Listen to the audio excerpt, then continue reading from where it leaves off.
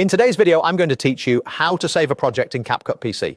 We'll move from starting a new edit to exporting your finished file, keeping everything clear and simple so you can follow along whether you're on the desktop app or using CapCut in your browser. Begin by opening CapCut on your computer or going to the CapCut website. Once you're in, start a new edit by selecting Create New. This sets up a fresh workspace for your project. When prompted, choose Blank Canvas. This gives you a clean timeline and lets you control everything you add from scratch.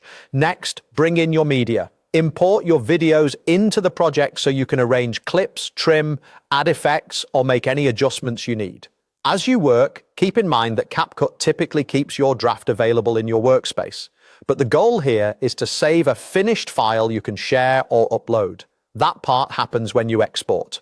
When you're ready to save your project as a video, click Export. This opens the export panel where you'll confirm how the file will be saved. If you're working in the online version, you'll see a download option. Use this to get the rendered video onto your computer after export completes. On the desktop app, your file will save directly to the location you choose. Before exporting, give your project a clear name. Pick something descriptive like the video topic and version so it's easy to find later. Then set the resolution. Choose 1080p for most platforms, 720p for smaller files, or 4K if you record it in high resolution and need maximum detail.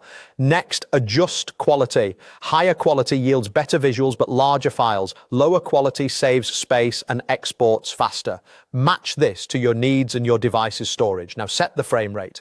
If your footage was shot at 24 or 30 frames per second, stick to that for a natural look. Use 60 frames per second if your source was recorded at 60 and you want smoother motion, especially for gameplay or action. Finally, select the format.